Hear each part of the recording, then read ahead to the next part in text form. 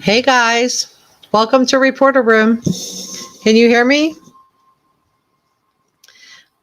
All right. We've got a lot of stuff to get into today.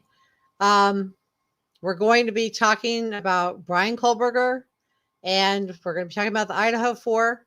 We're going to be going through a little bit of psychology, but we're also going to go answer the question of whether or not prosecutors have enough evidence or not.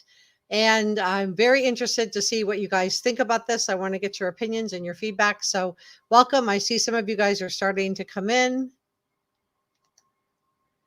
Mama Bear, thank you. Yes, please give this video a thumbs up. It helps me out with the YouTube algorithm. Thank you to all of our mods. I really appreciate your being here tonight. It's really great to have your kindness and support behind the channel. And I want to thank a few other people too. I want to thank all of our viewers for helping and our subscribers for helping Reporter Room get to 24,000 subscribers. I'm really, really happy for the channel. And we couldn't have done it without you. So please subscribe if you haven't already and give this video a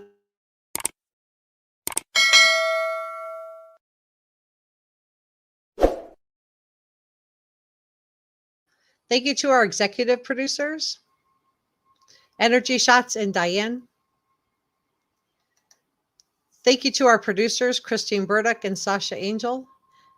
Thank you to our channel members.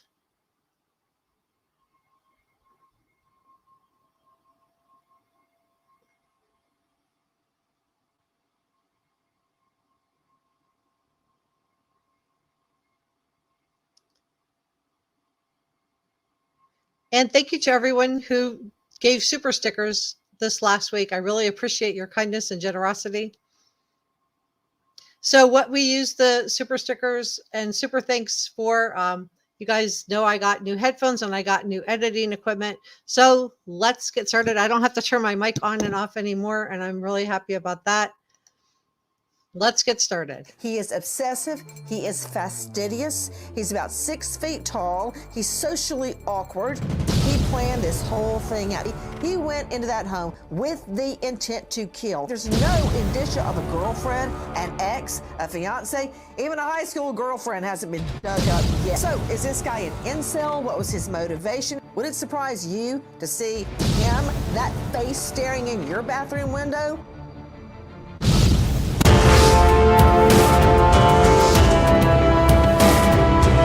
Reporter Room with Jessica Della Davies starts now. I want to thank you. Okay. So Nancy Grace did a great job talking about, would you like to see that face staring in your bathroom window? And I'm not, I guess it's kind of like a nervous laughter. Just the idea of having somebody like Bryan, the invasion of privacy, what kind of mentality does it take for someone to do something like this?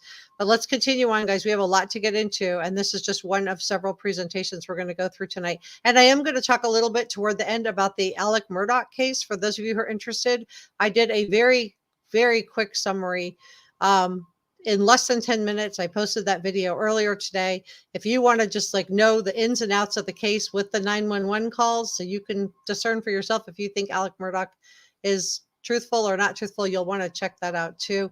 But let's continue on, guys. But if you don't give them, and she meant the jury, a motive or nexus, you're going to have problems come verdict time.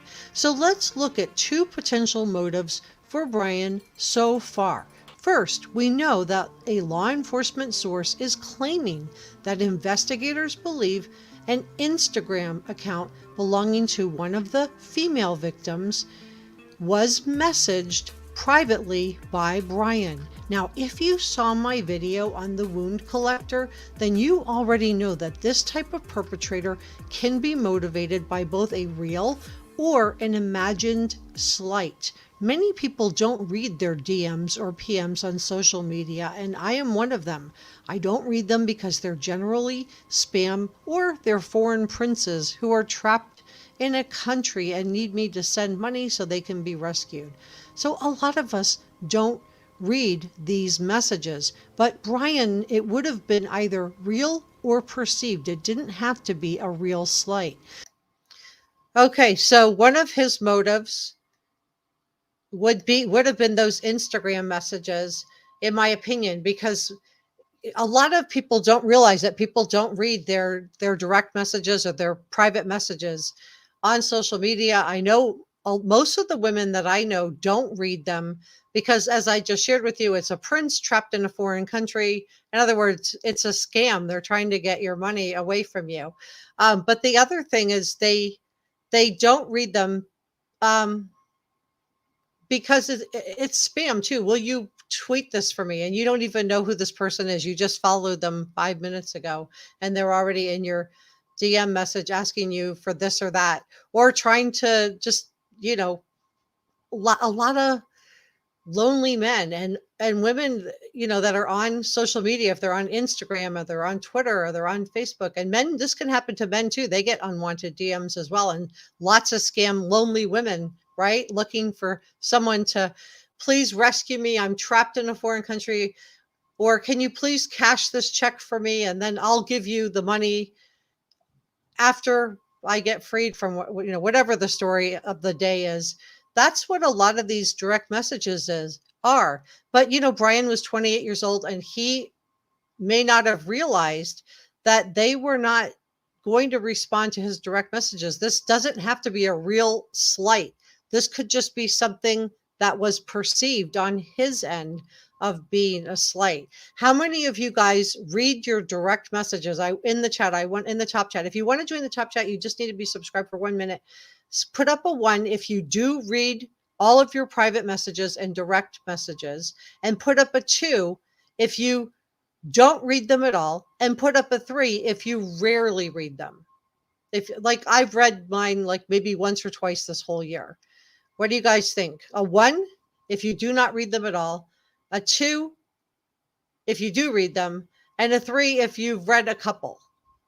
So I'm getting 2. We got people do read them. And I've got some people saying they just read a couple. Bonnie says, only if I know them. Yes, exactly. I agree, Bonnie. If I don't know them, I definitely don't read them. Bonnie doesn't read hers either. Katz doesn't read hers. Rianne reads rarely. Brittany does not. Barb reads rarely. Laura does read hers, and Tara reads hers. Yeah, so it's really interesting to get your feedback on that because, I wish we had some guys in here too, because I would love to know. Let me just show these as they're coming up here. So you guys kind of get the idea that it is kind of a mixed bag. And mostly what I'm seeing are 1 and 3s. I do see a couple of, as I shared with you a minute ago, Laura posted it too. But a lot of it is, and then we have this one, I don't do any social media, and spam goes to spam folder. Yeah. So a lot of people don't read those DM messages. We just stopped reading them because of all of the spam and the junk that we get in there. The other big one that I've gotten multiple times, and I'm sure you guys have too, is we have photos or videos of you, and you have to click this link to get something to happen. That's another big one where it's a phishing. They want you to click the link. They'll say something to try to scare you or worry you, or, posing as support from one of the platforms, right? And they try to scare you. So, we just have learned over time, if we don't know somebody, we're not going to read the direct messages or the private messages. So I think it's really interesting to see that, this is really common. But for somebody like Bryan, who is a wound collector, and if you didn't see that video, you'll want to check that out next. This can just be perceived. Now, I want to talk about the other motive, and then I want to talk about some things that help you with the stalking. And we're also going to get into what the prosecution has as far as evidence goes, and do they have enough information to actually prosecute this case. I have a couple of packages for you. This is the first one, and then we're going to do another one after this. So please stay with me, and I'm glad you're here. Thanks for joining me. If you're just joining Reporter Room, please subscribe and give me a thumbs up. Help me out with the YouTube algorithm. I'm trying to get to 25,000 subscribers, and you guys got me to 24,000 last week. I'm really grateful. So thank you. Perceived it didn't have to be a real slight. So did Bryan's unanswered DM message turn into a perceived slight? Did this enrage him? We know from the search warrant that a computer tower and fire stick were both removed from Bryan's apartment. So do either of these items connect Bryan to one or more of the victims? Let's talk about motive in just a moment. We're going to dig into this a little bit more deeply. And I also want to share with you new information about Bryan's being at the Mad Greek restaurant in just a moment. So we already know this part about him being at the Mad Greek. For those of you that haven't heard, so People Magazine, and they wrote this article, they never did retract it, which I think is so interesting. So People Magazine wrote an article and they said that they had a former employee, and I would think that they do some gossip, but they've been in business for a long time. I don't think they would just run this story if they didn't have a little bit of information. Like, I would ask to see someone's pay stubs. And then the other thing I would do as a journalist is record the interview with the person's permission, of course. And I would get them with their permission doing this. So I think it's really interesting. She didn't say Bryan had never gotten food at the Greek restaurant. She just said that, law enforcement had checked. But, again, law enforcement's checking their cameras weeks, almost a month later. So a lot of restaurants do tape over stuff. And People Magazine to this day, and this came out last week, they still have not retracted their story. And I think if they didn't have something to back it up, if they didn't have receipts that this was a former employee, and they didn't have a recording of this former employee, I think they would have issued a retraction and maybe even an apology. But they didn't. And I understand, we saw this in the Bryan Laundrie Gabby Petito case, didn't we, with the Mary Piglet, right? Brian Enton drove up to go interview the manager at the Mary Piglet, and they denied an incident had taken place. But we had Nina Angelou, who's a very well-known and well-respected Instagrammer, who witnessed it. Does a manager or an owner see everything that happens in their restaurant? And if you're running a business like the Mary Piglet or the Mad Greek, do you want your business name associated with someone who would do something like this? So, I have yet to hear a retraction from People Magazine, but let's continue on, guys. Let's continue on. We have a lot to dig into. Please stay with me. Everything I'm sharing with you today is my opinion, and opinions are not facts. So please don't send any negativity to anyone. Let's be kind to each other. This video is for educational and entertainment purposes only. Please subscribe, hit the notification bell, and give this video a thumbs up so I know you were here. Was Bryan's interaction with either Xana or Maddie at the Mad Greek restaurant, could this be another potential motive? And again, this doesn't have to be real. This could be a perceived slight. Was he trying to interact with Maddie? And I do think initially, I think we all thought that Kaylee was the target, but now I'm thinking that maybe it was Maddie and or Xana, because Kaylee had moved out. And the other thing that's really crazy is, so in the driveway, Ethan's car, his red Jeep, was parked in the driveway of 1122 King Road, right? His car was right there. And guess who else had her brand new Range Rover? Kaylee did. Kaylee had a brand new Range Rover. She had come back into town to show Maddie her car. So when Bryan drove by, and we know from the phone pings that the body cam footage and the neighbor cam footage, wouldn't he have alerted to the fact that there was different cars in the driveway? Because it seems like he got thrown off his game a little bit, right? Maybe he didn't expect for Ethan to be in the house.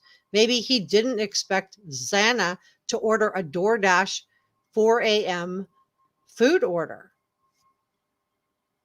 But wouldn't the cars have given a clue? Because I would think that if you had scoped out this house, a few times, and they said that he had visited there up to around 12 times leading up to the November 13th, and I'm watching my words here, incident.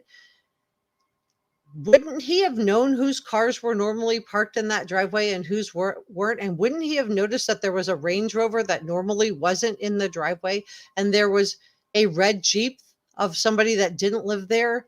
Shouldn't that have set off some red flags for him?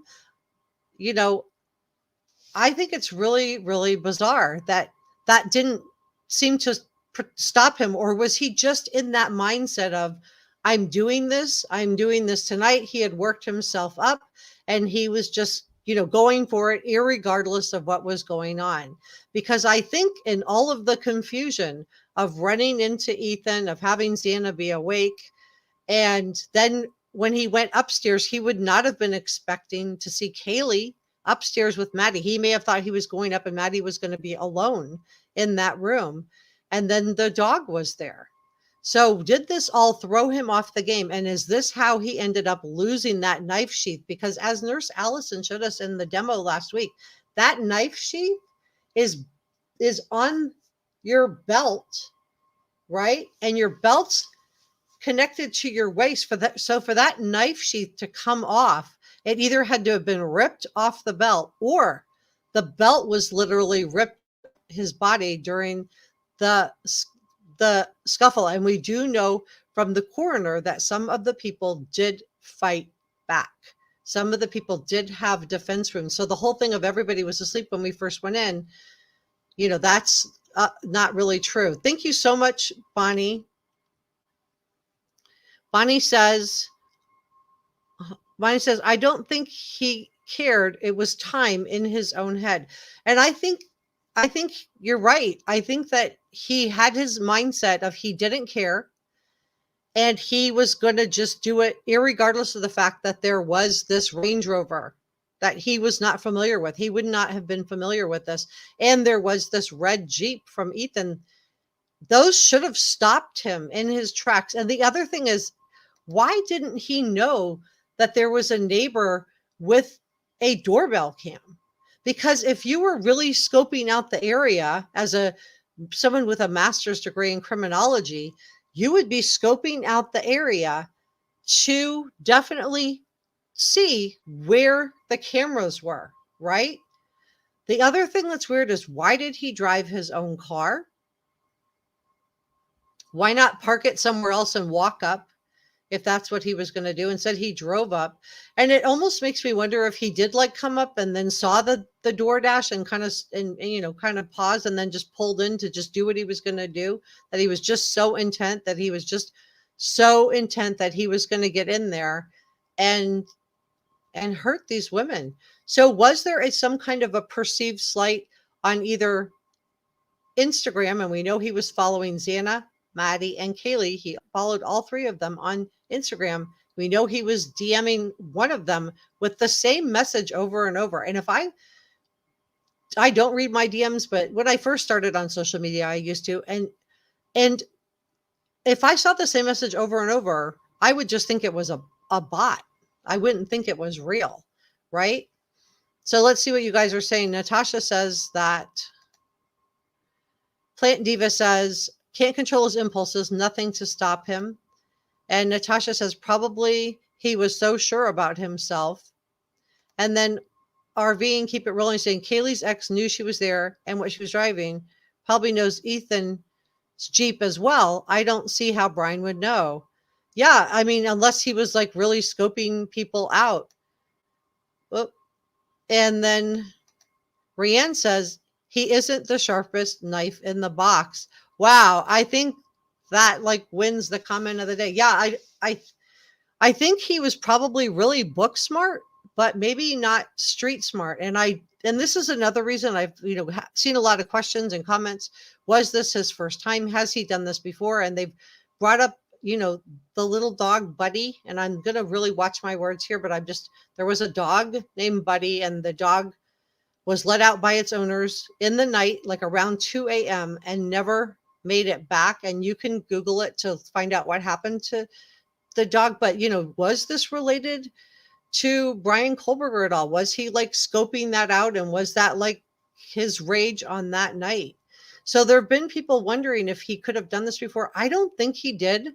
I think he made so many mistakes from not seeing where the cameras were, like knowing that a neighbor had a doorbell cam.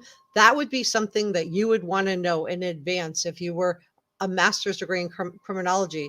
So I think that he just kind of had it in his mindset that he was going to go in and he was going to do this and nothing was going to stop him. Even though Ethan's car, his red Jeep, was in the driveway, even though Kaylee's brand new Range Rover was in the driveway, nothing was going to stop him. Even though a DoorDash food delivery was made, he kept moving forward. But let's continue on together, guys. We have a lot to get into. So according to People magazine, Bryan went to the Mad Greek restaurant. He was seen there.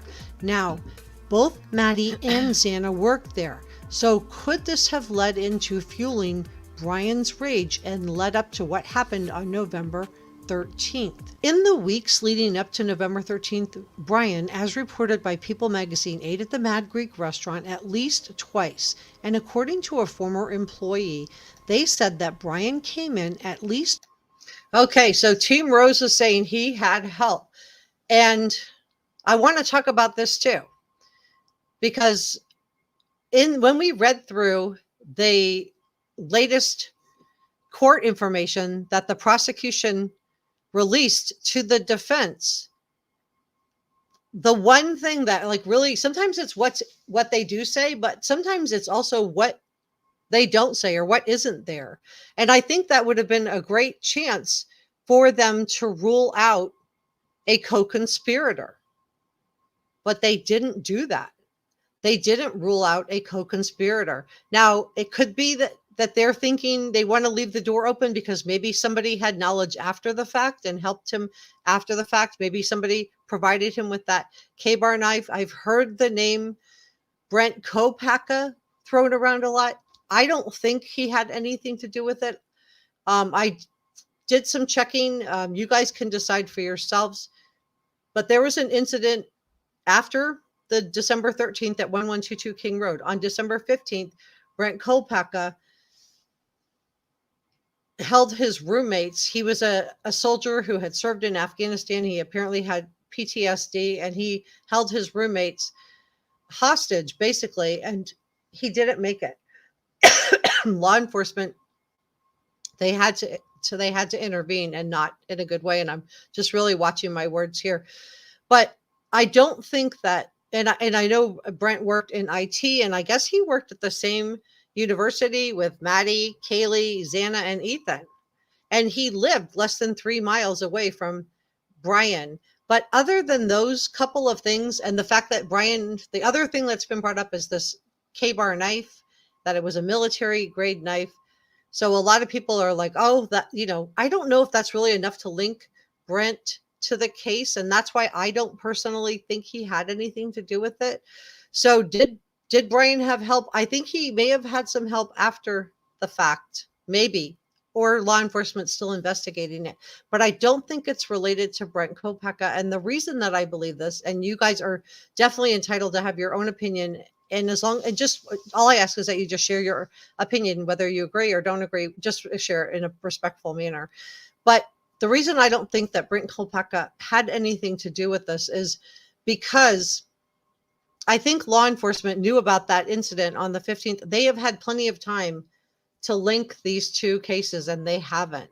So I think they left it open. I think they left it open to possibly for a co-conspirator if anybody helped after the fact. The other connection between Bryan and Bryan Kohberger was the audio from that police body cam footage. And you know what? I'll post a video on this tomorrow. But in the audio, you can hear Bryan and his dad talking, and the police officer, and his dad brings this up. He brings up the Bryan Kohberger incident. He brings it up. So I don't know. That's such a great question though, Rose. And Rose thinks that Brian's dad helped them. I've heard other people say the same thing. There's no proof of that. So I say everybody's innocent, including Brian, until everyone's innocent until proven guilty. And DoorDash driver delivers food. Yeah. You're thinking that could be the person? I don't think so. Unless they were helping him get into the house. But my understanding from NewsNation is that, and I presented this in the live stream last week, is that my understanding is that they were able to confirm that they were able to confirm that Xana did indeed order this DoorDash delivery, that it was her that placed the order. They were able to confirm that. So anyway, but let's continue on, guys. And if you have information that I didn't know about, please let me know. Twice to grab a vegan pizza, and Maddie and Xana were both servers at this restaurant. Now, we don't know if either of them ever waited on or even interacted with Bryan, but we have learned, according to People magazine, that Bryan followed Kaylee, Maddie, and Xana, all three, on Instagram. People magazine also reportedly confirmed via an investigator familiar with this case that law enforcement is aware of Bryan's multiple visits to the Mad Greek. And that... Okay, let's address this question from Joanne Jackson, because I've seen this over and over in the comment section too. This is such a good question. And I addressed it in the video that I put out a couple of days ago, but that 8-hour gap, because we know from what law enforcement has told us. Now, we may not know everything that Dylan saw. We may not know everything about Dylan, but we know there was this gap, and we know that she opened the door.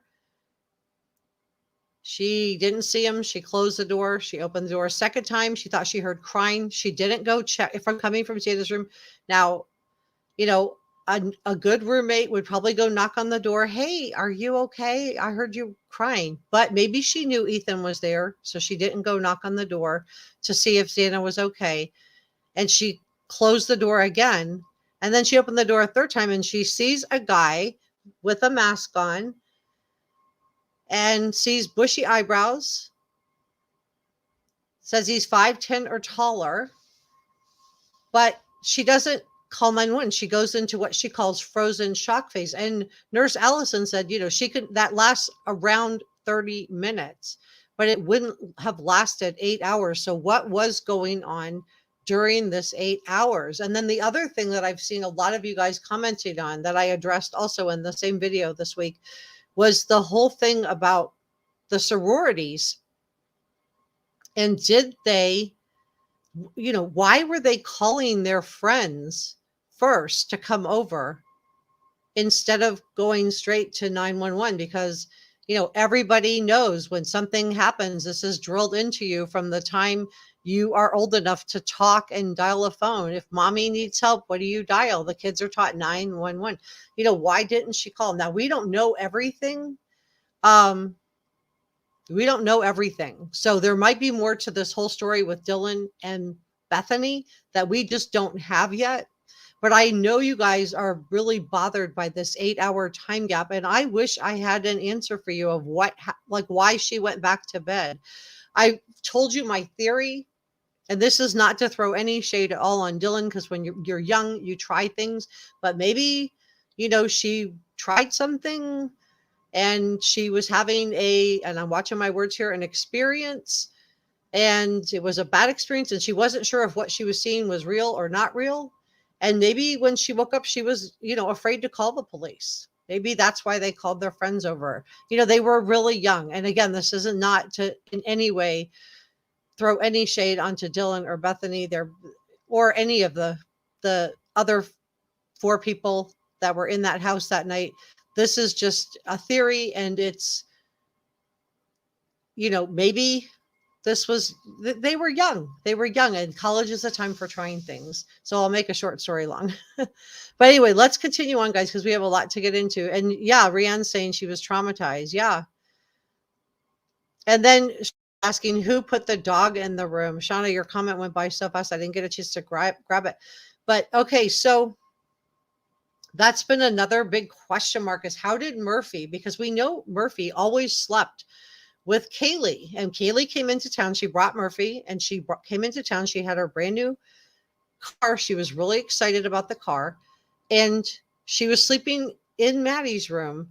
It doesn't make sense that she and Maddie on that night would have put Murphy into a bedroom alone, not crated, but just in an empty bedroom, because he was known to scratch and whine and fuss. And also, why wouldn't you just bring him in the room with you and have him in the bed if that's how you normally slept, right? So who did put Murphy into this empty bedroom? You know, and it goes back to that animal hair that law enforcement found. You know, will Murphy save the day? And will this animal hair ultimately connect Bryan to this crime scene with the DNA on the knife sheath? And if that animal hair turns out to be from Murphy, I think, you know, mic drop. I think he will definitely be going down for this. But again, everyone is innocent until proven guilty, and Bryan has not had his day in court yet. But let's continue on together, guys, because we're going to talk about stalking a little bit too. They have interviewed employees, the owners of the Mad Greek restaurant, and they collected surveillance video from the restaurant along with surveillance video from the businesses nearby. Now, this former employee reportedly told people that there was nothing suspicious about Bryan's visits to the restaurant. He only stood out because he had this particular order, a strict vegan. Apparently, Bryan would check to make sure that his food had not come into contact with animal products. And this is something we've heard from other people about Bryan too. This is why I do believe the people account of what happened. One, I do think they would have had the former employee prove it. Two, there's no way that an owner or manager would know if everyone who ever came into the restaurant, you're not working there the whole time. You're not there every second. You're not in the front of the house looking to see who comes in. If he would have just come in and paid cash and picked up his order, you know, you don't know everybody that's in and out. So I do believe this. But anyway, let's continue on, guys. Haven't we? So Bryan didn't want to eat food that had come into contact with any animal products. And it seems like he was very, very obsessed with this. Now, what was fueling Bryan's rage that night? And how does this tie into the Papa Roger profile? So that night, for the reasons that I shared with you, the fact that there was Ethan's car was sitting out in front of the house. The fact that Kaylee's brand new car, which he would have never seen before unless he was, you know, stalking her, separate from the 1122 King Road residence, was also parked out in front of that house. So was he just in like such a mindset of no matter what, I'm going in to do this? The DoorDash guy comes by, still not deterred, going in to do this. Was he just in such a rage? What do you think? According to retired FBI profiler Mary Ellen O'Toole, Bryan would have been driven by a hatred for his victims. She described this type of mindset as very dark, not highly impulsive, and not reckless. So, this crime would have been thought out and planned in advance. So was Bryan thrown off that night by the DoorDash delivery and by the fact that Ethan was spending the night? Mary O'Toole described Bryan's mindset as thinking, quote, I hate this person, they have to die, end quote. Now let's go back and revisit the Papa Roger profile that I shared with you. And full disclosure, I was in that chat room with Papa Roger. I was in that same Facebook chat room with Papa Roger. So these are just the last couple of things that he did. He got removed out of the chat because he was being very aggressive. He was being kind of weird. And the admin decided to take him out of the group. But here's the last couple things. And then everything about Papa Roger just went silent the day before Bryan was arrested. He added a group description on the 29th. He changed the cover photo. He added community chats to the group. And then he changed the settings so that members could suggest community chats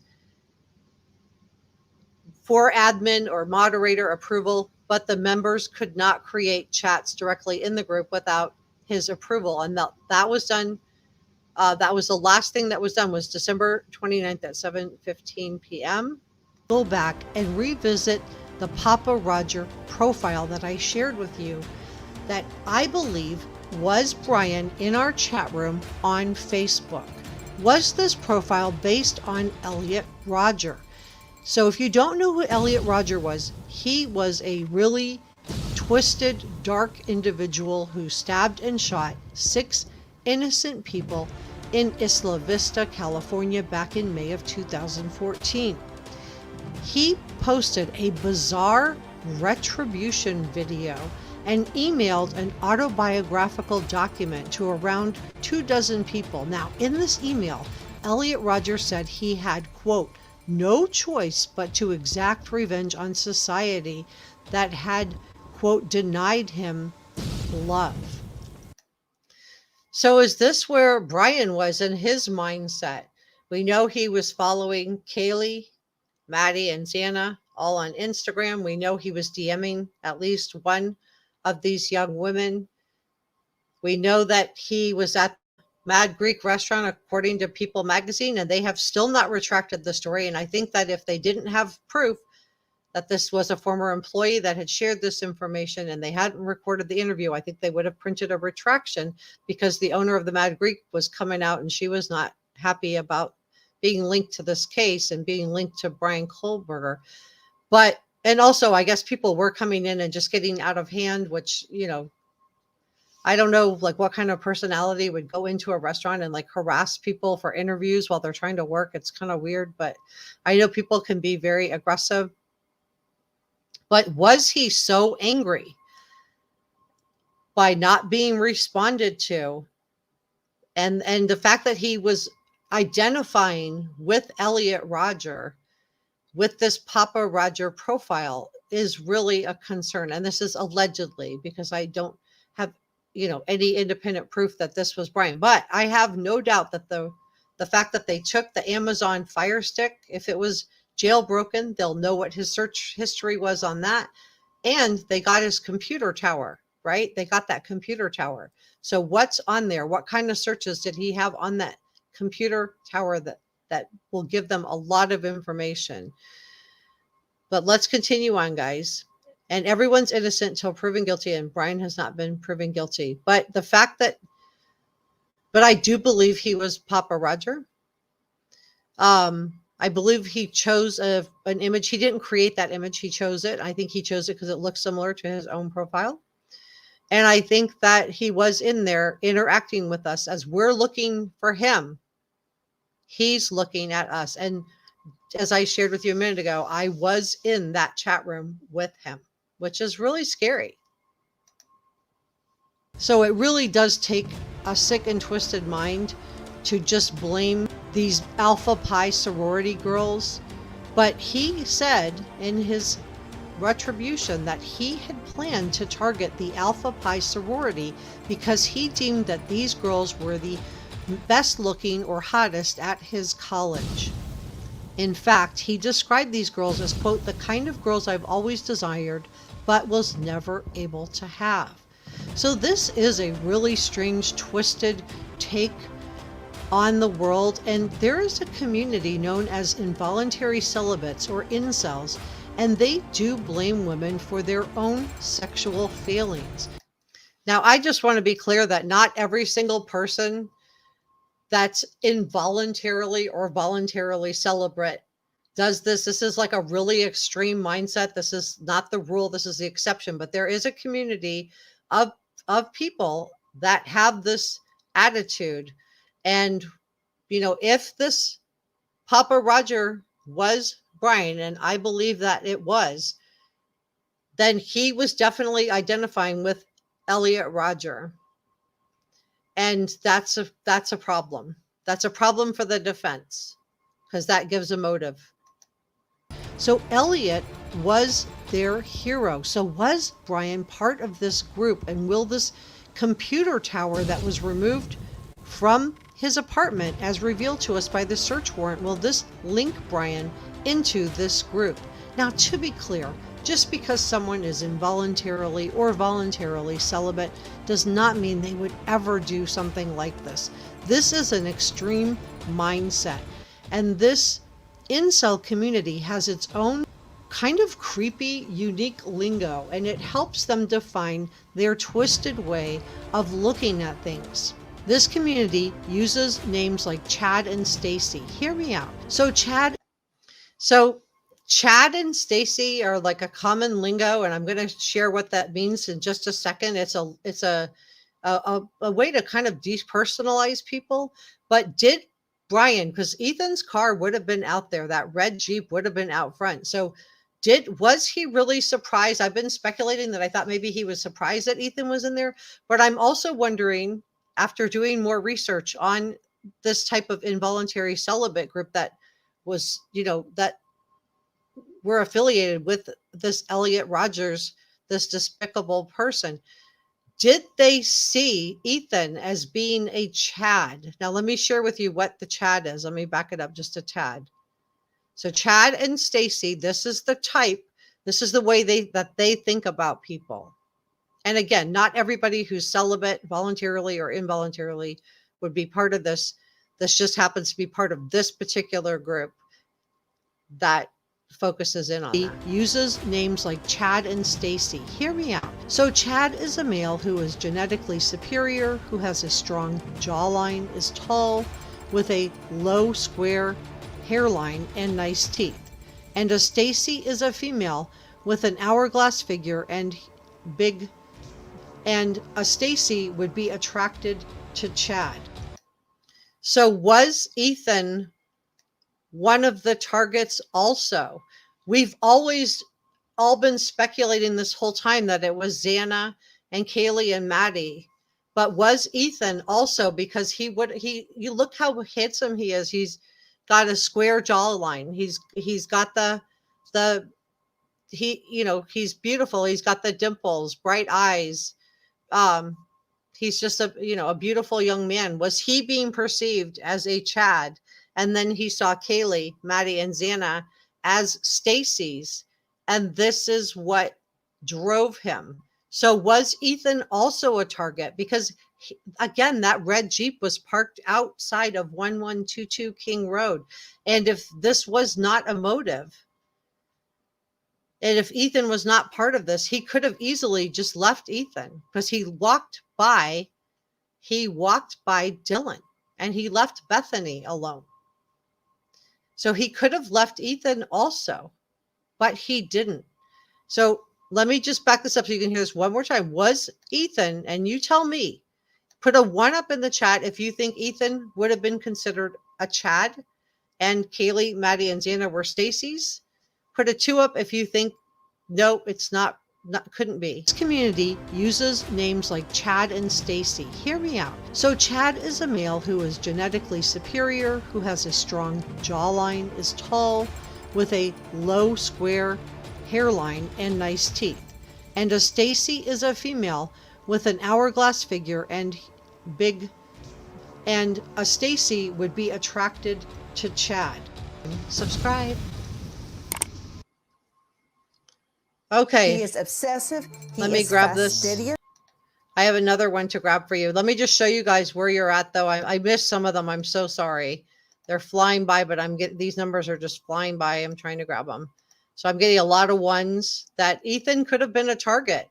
And I think I kind of buried the lead in the video because people were like, what's the new information? What's the new information on the video I put out? And I'm like thinking, well, that was the new information, but I think I might have buried the lead in the video. So that's on me. That's my fault. But I think that he would have known that that was Ethan's car. Now, maybe he just didn't know and blew by anyway, because, Kaylee's car, he probably wouldn't have known what that was unless Kaylee was his target also. But did he think of Ethan as being a quote Chad, and was Ethan also one of his targets? What do you guys? I saw a lot of ones. I still getting ones. So I saw a couple of twos. So 1 if you think he was a target, a 2 if you think he was not. And tomboys are called Betty or Betsy. Oh, that's interesting. All right, so we had kind of a mixed bag, but I have another presentation. Let me grab the next package for you guys.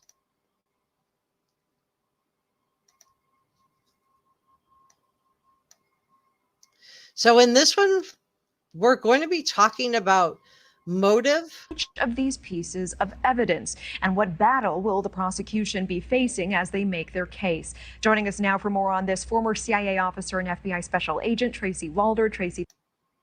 So Tracy Walder is a former FBI agent. She has a lot of experience on this. We're going to try to look at this from, because I do, Bryan is innocent until proven guilty. He has not had his day in court yet. So we're going to look at this from both sides. So you guys are armed with all of the information, but let's listen in and hear what she thinks. Do we have enough evidence? Is there enough to prosecute Bryan? Prosecution be facing as they make their case. Joining us now for more on this, former CIA officer and FBI special agent Tracy Walder. Tracy, thank you for being here. Thank you for having me, Natasha. So we're actually looking through this. It was actually a NewsNation viewer that brought up what he saw as 5 potential holes in the affidavit as he saw it. That viewer pointing out that Kohberger's DNA could have ended up there from someone shaking Bryan's hand and then touching the sheath shortly afterwards. Do you think that is a plausible theory, or how strong is the DNA evidence?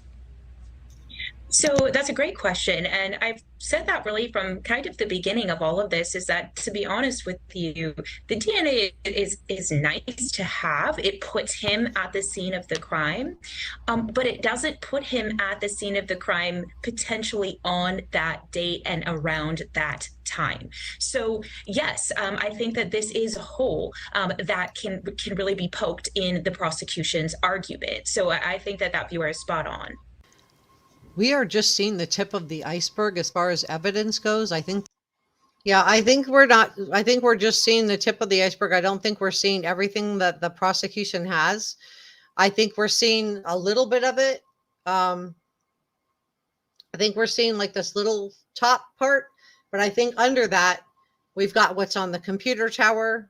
We have probably, I'm suspecting that law enforcement is going to have more images of him on CCTV footage, because we know they went around to local businesses and grabbed up all the footage.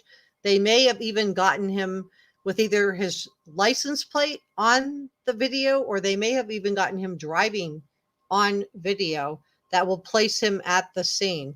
But let's listen to the FBI. And another idea that was brought up here was that the cell phone towers were not pinging the exact location of the cell phone, that claiming that the radius of the area is large enough that his phone could have pinged somewhere nearby, but not necessarily in viewing distance of the home where the murders happened. Can you tell us more about how much stock we can actually put in cell phone towers pinging cell phones, and what information authorities can get from those pings? So that's also another point that I agree on. And I've said before that the cast data that was used, I'm just assuming that was mostly what was used to get this information, is new. And it has been challenged in court in the past. And part of the reason that it has been challenged in courts in the past is because sometimes the data is a bit off. It's not off, in 20, 30 miles, but it can be off in excess of up to 3 miles. And so, it's highly plausible for him to be in a 3-mile vicinity of Moscow when he lives so close by near Washington State University. And one of the other issues was the witness. And yeah, one of you guys in the chat, I posted it for a second and I took it down, but posted 1,000 photos. We know they have over 1,000 photos. So what do they have? But let's listen in, because I know that of course the defense hasn't had their say yet, right? We've only heard from the prosecution side. We know what the defense has asked for, but they haven't really had their say as far as of what they've seen. So we know there's more to come. But is there enough to actually convict Bryan? The surviving roommate, who described seeing someone with bushy eyebrows, someone who is tall, 5'10", actually, is what they said. She actually said that it was 5'10" or taller. And yeah, I just want to correct that. Dylan did not say that he was 5'10". She said that he was 5'10" or taller. Thank you so much, Crimea River. I just want you to know I'm going to put this toward editing equipment for the channel. Anything that just so you guys who don't know me, anything that we get for super chat or super things, I just want to tell you I really appreciate it, and it goes right back into the channel. So far, I got headsets. I was having to turn my mic on and off, and if you guys have been with me for a while, you know many times I forgot to turn my microphone back on, so I would be talking like this. I'm also bought new editing equipment.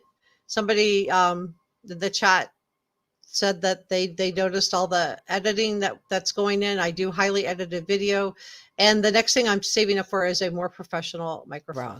Is that a specific enough description thank you. To match Kohberger's, or how strong is that piece of evidence?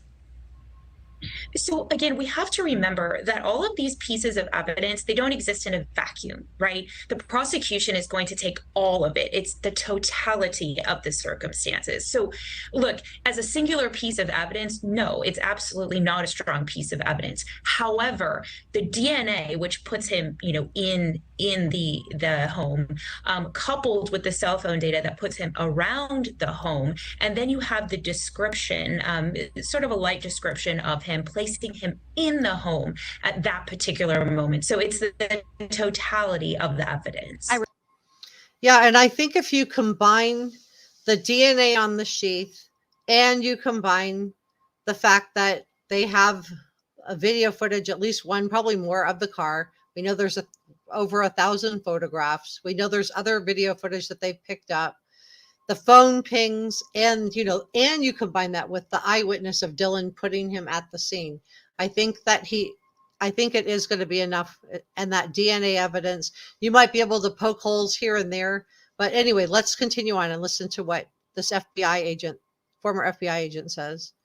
Thank you so much, Freckles. I really appreciate it. Thank you. And I will be putting that toward a microphone. Really appreciate that point, and it's very important. The last thing I wanted to ask you about was the car. That video does not show a license plate, importantly, and Bryan's car apparently was not even in the year range that police were initially looking for. How confidently can authorities and investigators say that that white car in that video is actually Kohberger's? They might have a hard time with that, but I think one of the rebuttals to that is he could have easily removed the license plate. That's Sure. something you can take on and off a car very easily. In terms of the year, the reality is body styles do change from year to year, but they really change sometimes in a very nuanced kind of way. I do not think that this is a piece of evidence that's going to be portrayed as just the singular piece. This is such a great question from Heavenly Clouds. Heavenly Clouds wants to know, did police find Bryan Kohberger's blood in the house and in the car? We don't know. We don't know. We know that Bryan cleaned the car twice. But we don't know we don't know what they have as far as DNA yet. That's such a great question. And I wish I knew. I'm sure the defense wishes they knew too. Thank you so much, Joanne. I really appreciate this. Wow, you guys, I might have a new microphone by the next time we go live. Thank you so much. Let's continue on together. But again, to the point before, it'll be the totality of it with a car that looks like his being around the scene of the crime at that time. Sure. Bottom line, do you think the prosecution has a strong case with this evidence? I do think that the prosecution has a strong case, and I think that, coupled with the evidence that was recovered from his apartment, as well as whatever was recovered from his home in Pennsylvania and the search of his car, we still don't know what the results were of that. And so I think that. Thank you, Freckles. Thank you so much. I really appreciate is it. going to present a very strong case. Okay, so it sounds like they really do have a strong case against Bryan, and I have another package I want to share with you guys. Let me grab it. Okay, so what if I told you I could get you caught up on the Alex Murdaugh case in 10 minutes? 911, where's your emergency? This is Alex Murdaugh at 4147 Moselle Road. I need the police to handle immediately. My wife and child have been shot badly. Okay, you said 4147 Moselle Road in Allison? Sir? You said 4147 Moselle Road in Allison? Yes, sir. 4147 Moselle Road.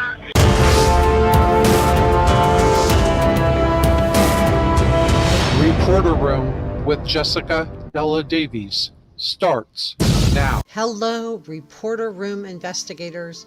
Today, we are going to be talking about the Alex Murdaugh case using the multiple 911 calls to illustrate a pattern of depravity and entitlement, starting from the death of Stephen Smith in 2015 through the shooting of Alex Murdaugh in 2021.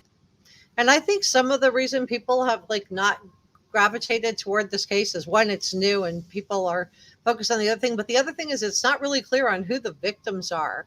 But there's a young girl named Maddie. Mallory. I'm going to show you her in a second. There's a young guy named Steven, and there's an older woman named Gloria who was the housekeeper. Right now, Alex Murdaugh is only on trial for his own son, Paul, and his wife, Maggie. But there was more victims. But I'm going to catch you guys up in very fast. Just a little bit of background for those of you new to the case. A central question has swirled around the fatal shootings of Alex Murdaugh's wife and son. Who did this?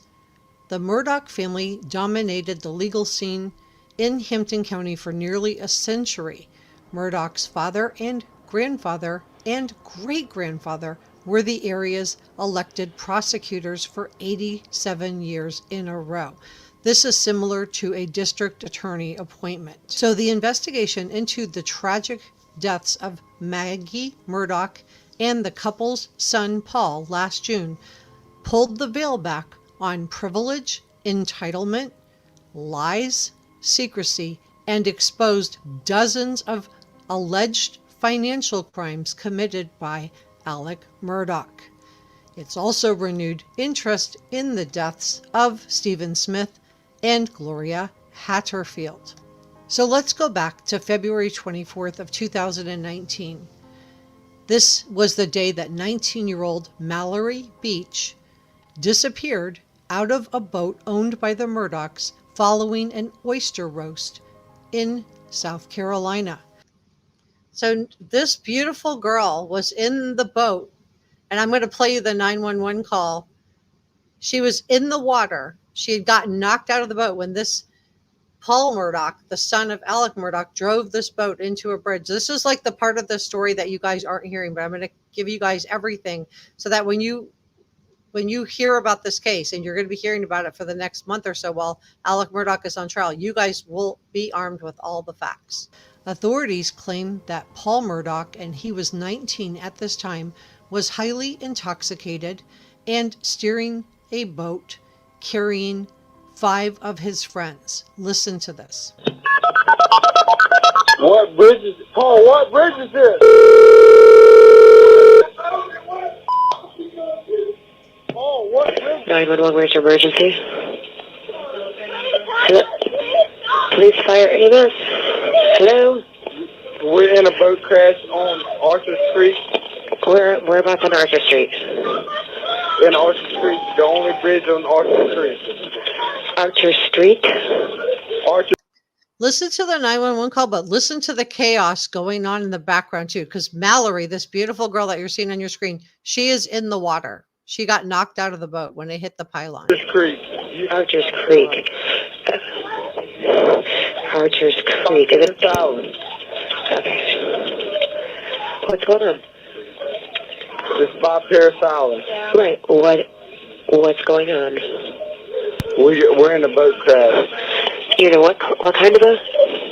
A boat crash. A boat? Did you say a boat crash? A boat crash. Okay, so you're at the dock? Hello, are you at the dock? No, we just crashed in a boat. Okay, are you in the water or are you? We're in the boat. Okay. We have someone missing. Okay. Hang on 1 second, okay? I'm calling in reference to a boat crash. There's 6 people on board. They currently have 1 missing.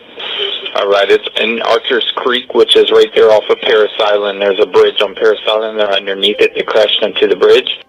Alpha 29, Mr. 10-4. I'll be en route to the Bell Bridge. Can you also notify Port Royal and let PMO know as well? Affirmative, we're making notifications. Mallory was not found until a full week later. On May 6th of 2019, Alec Murdaugh's son Paul was arraigned after being indicted by a grand jury and released on bond after a brief court appearance. He pled not guilty to felony charges, and the story gets crazier. So the story does get crazier because you got to think that Alec Murdaugh, he comes from this dynasty of solicitors, which is like a district attorney in that part of Georgia. So he had his great-grandfather, his grandfather, himself. Now here's his scion, his son, and his son now has just embarrassed him publicly in front of the whole world, right? Opened him up libelly because it was Alec's boat that he was driving. And this beautiful young girl gets knocked into the water and is not found for over a week. So this kid is charged, but he's being treated with kid gloves. He doesn't have to go to the police station. His mugshot, this is what you're looking at, it was taken in the courtroom against a wall in the hall. He didn't have to go down and get his mugshot taken. He was being treated with kid gloves. But did this set off a chain reaction in the Alec Murdaugh household? Because Maggie, his wife, moved out, and Paul, and narcissists, they value people based on how they make them look. So with Maggie, his wife, leaving, that makes Alec look bad, right? And it's going to open up an investigation into his finances. And I'm going to share why that's important in just a second. And his son has now brought shame onto the household and to all their friends. But let's continue on. So was this a motive for Alec? What do you think? Everyone's innocent until proven guilty, and everything I'm sharing is just my opinion. Because we're going to listen to the 911 call Alex made after allegedly finding his wife and Paul. You're right. I think I said Georgia. It's South Carolina. Sorry, my bad. In just a moment, so please stay with me. Everything I'm sharing with you is my opinion, and opinions are not facts. So let me fast forward over that. Okay. You think twist, we get another turn. So on June 7th of 2021, Alec Murdaugh calls 911 at 10:07 p.m. to claim he has found the bodies of his wife, Margaret, also known as Maggie, and his son, Paul, who was the one that was involved in this boating accident. Now he has an older son named Buster. This is the hunting lodge, and this is near where they were found. They were found near the kennels at their hunting lodge. Imagine being so wealthy and entitled that you have, this is one of a couple of residences that they have. They're like very wealthy. So his son now is making him look really, really bad, and his wife is going to leave him. And this is going to trigger a needed disclosure of Alec Murdaugh's finances. And in my opinion, these are motives, because everybody was like, who would hurt their own son? I could see the wife, they're getting divorced. That's like a common thing we heard, but who would hurt their own son? Well, this sociopathic, narcissistic personality type would, because the son is bringing shame to the family. Near the family's dog kennels at their hunting lodge in Colton County. Listen to this. 911, where's your emergency?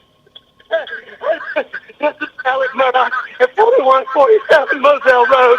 I need the police to handcuff immediately. My wife and child just got badly. Okay, you said 4147 Moselle Road in Allison? Sir? You said 4147 Moselle Road in Allison? Yes, sir. 4147 Moselle Road. Stay on the line with me, okay? Yes, sir. Stay on the line with me, okay?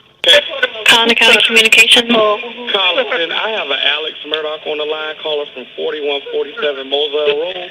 He's advising that his wife and child was shot. So authorities arrived on the scene and lawyers.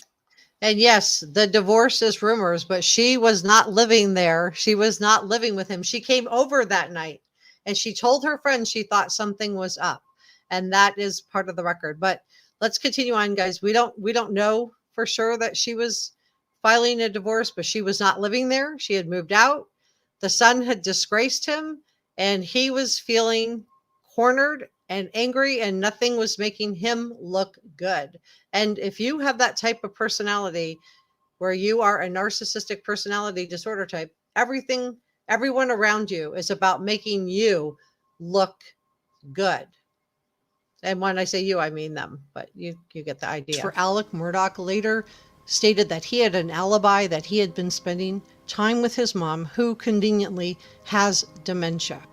But just weeks later, the South Carolina Law Enforcement Division reopened the case into the 2015 death of 19-year-old Stephen Smith. Now, he was found on a rural road just miles from Alec Murdoch's hunting estate. Now, Alec Murdoch hasn't been charged for what happened to Stephen Smith either. But Stephen's mom, this is her here, she has always said that she did not think that what happened to her son was an accident. He ran out of gas near the Murdoch family house.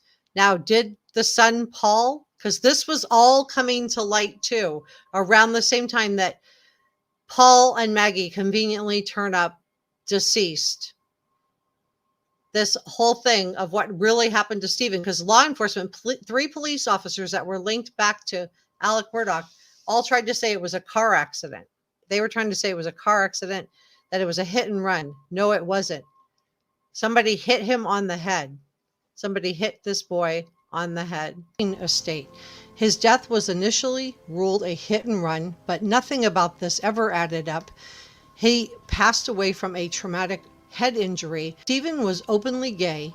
He was killed after his car ran out of gas and he was forced to walk along the road, and many people believe that someone came by and attacked him, probably from the Murdoch estate. This is alleged. The corruption continues because on September 3rd of 2021, the law firm that had been founded by the Murdoch family fired Alec Murdoch after they figured out he stole millions of dollars from. Okay, so the son who had the boating accident, yes, that is who was done away with. He had just gotten his mugshot done, and this thing was going to trial. So this would have brought shame onto Alec Murdoch, right? And his type of personality. And the reason I feel confident about his type of personality is because of something that is I'm going to share with you in just a second. So stay with me, because I'm going to tie this up in a bow for y'all. From their firm, and even worse, their clients. On September 4th of 2021, so he was fired from his firm that he was one of his family members had helped found. He was fired from there. He was a personal injury attorney. He did cases, and he was pocketing the money that he was getting on behalf of his clients, most of who were poor working Americans, poor working class Americans. He was pocketing the money and had so many people paid off that he was getting no accountability for what he was doing. He was stealing from his own clients. So this is all coming to light. The boat crash, Mallory's gone, the son is indicted, Maggie leaves, the wife Maggie leaves. She's living somewhere else. Her friends say she was invited over that night. It was suspicious. This guy's losing his job, but he wants you to believe that somebody else did it. I don't know. Maybe somebody else did do it, but It's very, very sketch. But let's continue on together, shall we? We get another 911 call. Alec is shot in a roadside shooting in Hampton County. Listen to this. Hampton County 911. Okay, so to be clear, the wife and the son, the younger son, Paul, and the wife, Maggie, dead. Mallory, dead. Now someone has shot Alec in the head, but it's a flesh wound, just grazed him. This is his 911 call. And it turns out that he hired someone to do it, to get sympathy. He's lost his job. He's lost his standing. Everything's crumbling around him. So now he does what every narcissist wants to do, in my opinion, and that is he is going to be the victim in his own case. Listen to his 911 call. Tell me what you think. Emergency on Salcahatchee Road. Okay, what's the address on Salcahatchee Road? I'm by the church. What church? What church are you talking about? I don't know the name of it with the red roof. Okay, what end of Salcahatchee Road? Because I don't know what you're talking about. At the Hampton County side. So what do you think? So was this a play for sympathy? Because so here's the guy that did it. And, I don't know what kind of a person would agree to be part of this, but I know what Alec tried to say when it got proven that he was the one that hired this guy, because this guy got rounded up right quick. And he said, well, Alec told me to do it. He told me to shoot him. So Alec comes forward and puts out the thing. Oh, yes, I told him to do it. Because remember, Paul's gone. Maggie's gone. Mallory's gone. Steven's gone. There's somebody else that's gone I haven't even talked about yet. There's a fifth one, but Alex says, I'm the victim. I got shot in the head, but he missed. But he hired him to do it. Allegedly. And according to this guy, he was hired to do it. And then Alex says, oh, well, I wanted him to do it because I wanted my other son. He has one child, one family member remaining. I wanted him to inherit the money. But that was the way to try to get the other child on his side. I have no doubt. But that's such a great question. Yeah, they're all corrupt. Yes, they are. The eyes do it. They're so dark. Yeah, they really are. Let's continue on, guys, because the story is crazy, and that's why everybody's like digging into it. The thing is, it's got so many moving parts, but I tried to break it down in a way that would make it really easy to follow and understand and get caught up on it. Authorities have stated that Alec's injury was just a superficial head wound. So I don't know what to think about this. He was under investigation for stealing millions of dollars. He was under investigation for what happened to Maggie and Paul. And this just seems awfully convenient that he would have this little flesh wound. So authorities did some digging, and they claim that Alec arranged to have somebody do this to him. The man's name was Curtis Edward Smith, and he was arrested on multiple charges of fraud. But things get even crazier, because let's go back to 2018 and another 911 call. This one was made by Alec Murdaugh's wife, Maggie, and it financially benefited Alec Murdaugh. Listen to this. What's going on out there? My housekeeper has fallen and her head is bleeding. I cannot get her up. Okay, you said she's fallen. She's bleeding. So fallen or pushed? Because he got her heirs to trust him and get from his own insurance company. And guess who ended up with the insurance settlement? If you guessed Alec Murdaugh, you guessed right. From the head? Yes. Okay, is she on the ground or is she up near the top? She's on the ground. She's on the ground. Is she conscious? No, not really. Is she awake at all?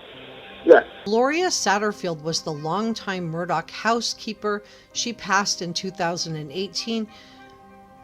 Was it a trip and fall accident? Because her death was never reported to the coroner and no autopsy was ever performed. Even worse, Chad Westendorf, who was a banker at the Palmetto State Bank, originally filed a wrongful death lawsuit in 2018. Court documents show that a settlement was reached in this case for around $500,000, but Gloria's family never got a dime. Not one penny. Guess who did? If you guessed Alec Murdaugh, you were right. So you could see why this case is like grabbing so many people's attention. It's just a hard one to get started on because it's got so many moving parts. It's the Idaho 4. It was similar because we had 4 victims and then the 2 surviving roommates. And it is a lot of people, a lot of different parents trying to figure out who went with who. Well, and it's the same thing with this Murdaugh case. They've started the trial, so we know who did it. We know at least who did away with Maggie and Paul, according to what the prosecutors believe. But what we don't know is who hurt Stephen. Why was, Paul was going to be held accountable for what happened to Mallory. There was going to be repercussions for that. He was not going to be able to just wiggle his way out of that one. And then we also have Gloria. And then on top of that, and he hasn't stood standing trial for Gloria at all. On top of that, we have about $8.5 million that are known that he allegedly stole. So on that note, I'm going to leave it there. I want to thank all of you guys for joining me today. It really meant a lot. If you haven't subscribed to Reporter Room, please do.